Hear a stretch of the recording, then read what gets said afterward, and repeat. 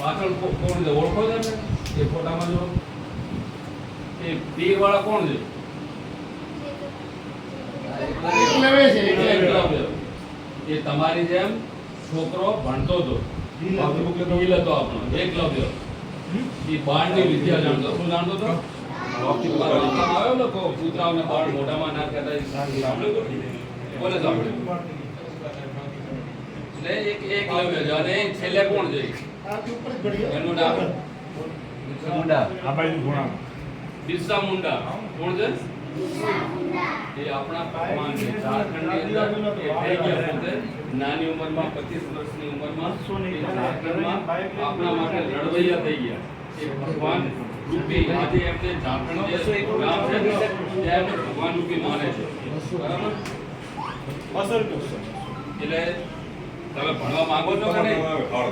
માંગો છો?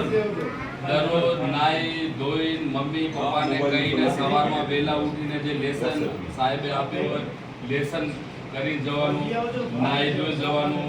જો મમ્મી પપ્પા બિચારા ખેતરમાં કામ કરે નહીં, તાપમાં કામ કરે, પરસો પાડીને કામ કરે, કેટલી કાળી મજૂરી કરે.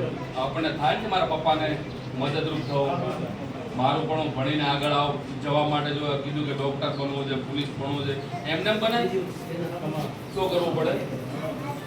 અત્યારથી મહેનત કરવી પડે, અત્યારથી ભણવું પડે. અત્યારથી મોબાઈલ છે, ટીવી છે, વધારે મોકલ્યો તો બપોરે 10 વાગ્યા સુધી સુઈ લો એ ગુવાય નહીં.